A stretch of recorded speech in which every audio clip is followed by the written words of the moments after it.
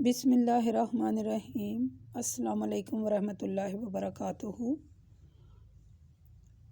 یہ جو ہمارا سلسلہ ہے تفسیر پڑھنے کا، آج سورۃ بقرہ کی آیت نمبر 188 ہے۔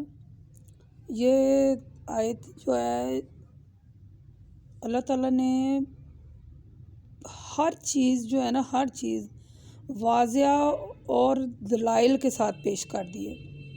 اب انسان کا عمل ہے، وہ اس پر عمل کرتا ہے تو جنت میں جائے گا، اور اگر اس پر عمل نہیں کرتا ہے تو پھر اپنا ٹھکانہ دیکھ لے کہاں ہے۔ یہ آیت جو ہے بڑی زبردست آیت ہے، چلیں میں آپ کو سناتی ہوں، اس کی تلاوت کرتے ہیں۔ وَلَا تَأْكُلُوا أَمْوَالَكُمْ بَيْنَكُمْ بِالْبَاطِلِ وَتَدْلُوا بِهَا إِلَى الْحُكَامِ لِتَأْكُلُوا فَرِيقًا مِّنْ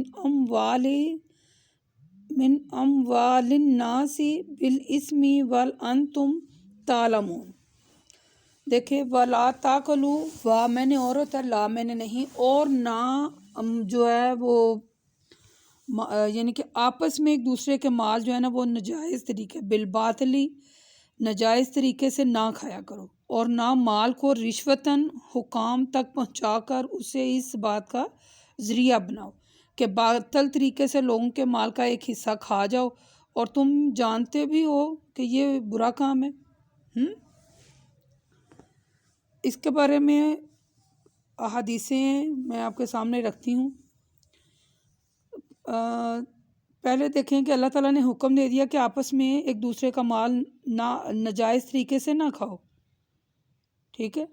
اس چیز پر زور دیتے ہوئے ایک اور جگہ اللہ تعالیٰ سورۃ نساء میں فرماتے ہیں، اے ایمان والو، آپس میں ایک دوسرے کے مال ناجائز طریقے سے نہ کھایا کرو، سوائے اس صورت میں کہ تم آپس میں رضامند ہو جاؤ، یعنی آپس میں رضامندی سے تجارت کرو، اور اس کے ذریعے جو منافع حاصل ہو اس منافع کو کھانا تمہارے لیے جائز ہے، اور اپنے جانوروں کو ہلاکت میں نہ ڈالو، یعنی اپنی جانوں کو یعنی کہ ہلاکت میں نہ ڈالو۔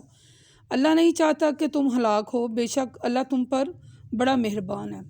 دیکھیں، اس میں اللہ تعالیٰ نے ہر بات جو ہے نا وہ یعنی کہ وضاحت اس کی کر دی ہے کہ خدا را آپس میں یہ جو لوگ تجارت کرتے ہیں، یا یہ جو لوگ مثلا آپس میں بھائی ہیں، 2 یا 3 یا 4 بھائی ہیں، تو وہ ایک ہی کاروبار کو چلا رہے ہیں، تو ایک دوسرے کا مال لوٹ کر نہ کھائیں۔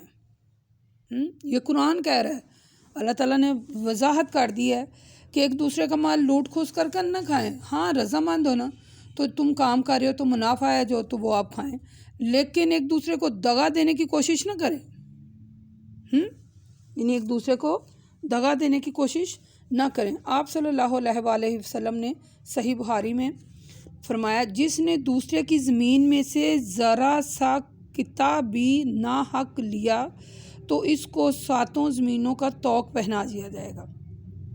ایک جگہ اور پھر میں اس کی وضاحت اکٹھی کرتی ہوں۔ آپ صلی اللہ علیہ وسلم نے ایک جگہ اور فرمایا ہے، صحیح بخاری میں ہے، جس نے بغیر اپنے حق کے زمین میں سے کچھ لیا تو اسے قیامت کے دن 7 زمینوں کے اندر دنسا دیا جائے گا، اور اس طرح 7 زمینیں اس کے گلے کا طوق بن جائیں گی، 2 ہو گئی ہیں۔ اسی طرح ایک اور ہے، آپ صلی اللہ علیہ وسلم نے فرمایا، صحیح بخاری میں ہی ہے یہ بھی، جس شخص نے کسی دوسرے کی عزت یا کسی اور چیز کی کسی قسم کا ظلم کیا تو اسے چاہیے کہ آج ہی معاف کرا لے۔ غور سے سنیں ذرا، آپ اس حدیث کو غور سے سنیں، دوبارہ پڑھتی ہوں۔ جس شخص نے دوسرے کی عزت یا کسی اور چیز میں کسی قسم کا ظلم کیا تو اسے چاہیے کہ آج ہی معاف کرا لے، اس سے پہلے کہ وہ دن آ جائے جس دن یہ دنیا نہ رہے، نہ دینار ہوں گے اور نہ ہی درہم ہوں گے۔ اگر ظالم کے اچھے عمل ہوں گے تو اس کے ظلم کے مقدار کے مطابق اس سے لے لیے جائیں گے، اور اگر اچھے عمل نہیں ہوں گے تو مظلوم کے گناہ اس پر ڈال دیے جائیں گے۔ سمجھ آ گئی ہے؟ مظلوم کے گناہ اس پر ڈال دیے جائیں گے۔ اور حدیث نمبر 4 ہے، یہ بھی صحیح بخاری میں ہے، آپ صلی اللہ علیہ وآلہ وسلم نے فرمایا ہے، میں ایک آدمی ہوں، تم میرے پاس جھگڑتے ہوئے آتے ہو سکتا ہے کہ میں تم میں سے ایک دوسرے سے زیادہ اچھی طرح اپنی دلیل کو پیش کر سکوں اور میں جو کچھ سنوں اس کے مطابق فیصلہ کروں۔ تو اگر میں کسی شخص کو اس کے بھائی کے حق میں سے کچھ دینے کا فیصلہ کروں تو اس کو چاہیے کہ اسے نہ لے، اس لیے کہ اس کو دوزخ کا ایک ٹکڑا دے رہا ہوں۔ ٹھیک ہے، اس حدیث سے معلوم ہوتا ہے کہ قاضی کے غلط فیصلے سے کسی شخص نے کوئی ایسی چیز جو اس کی نہ ہو جائز نہیں ہو سکتی۔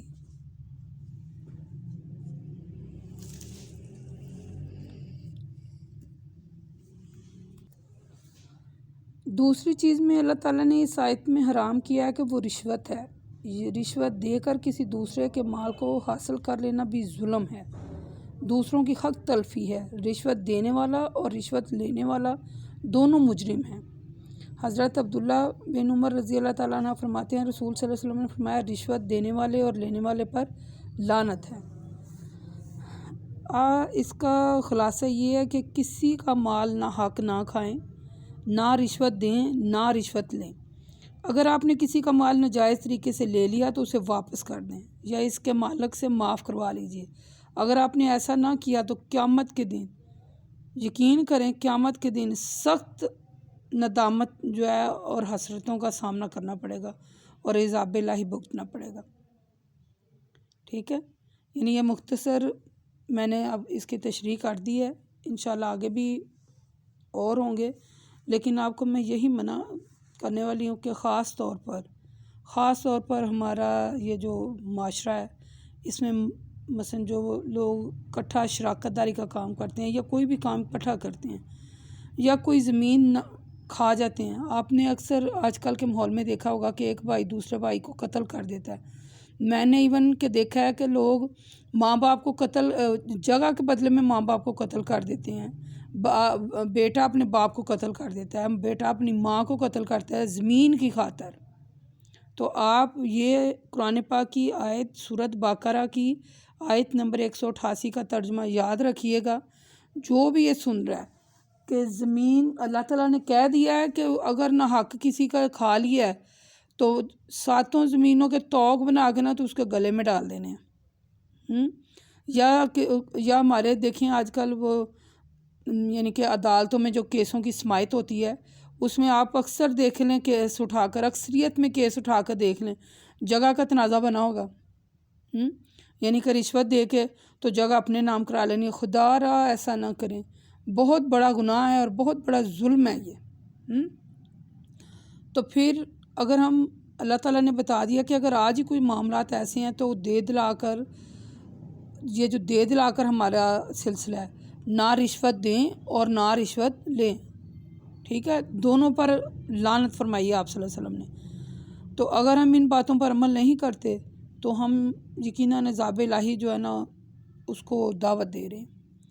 تو اللہ تعالیٰ سے دعا ہے اللہ تعالیٰ ہمیں ایسے تمام معاملات سے بچائے، اور اگر جو میری یہ ویڈیو سن رہے ہیں ان سے بھی درخواست ہے کہ اگر کوئی بھی ایسے کوئی معاملات ہیں تو خدا را ہم نے اپنے رب کے حضور میں پیش ہونا ہے، تو آج ہی صلح صفائی کر لیں، آج ہی چھوڑ دیں۔ آپ یقین کریں اپنے کام اللہ کے سپرد کر دیں، پھر دیکھیں کیسے ہوتے ہیں سیدھے کام، تو ان سے بچیں۔ وقولوا قولی ھذا استغفر اللہ استغفر اللہ استغفر اللہ۔ السلام علیکم ورحمۃ اللہ وبرکاتہ۔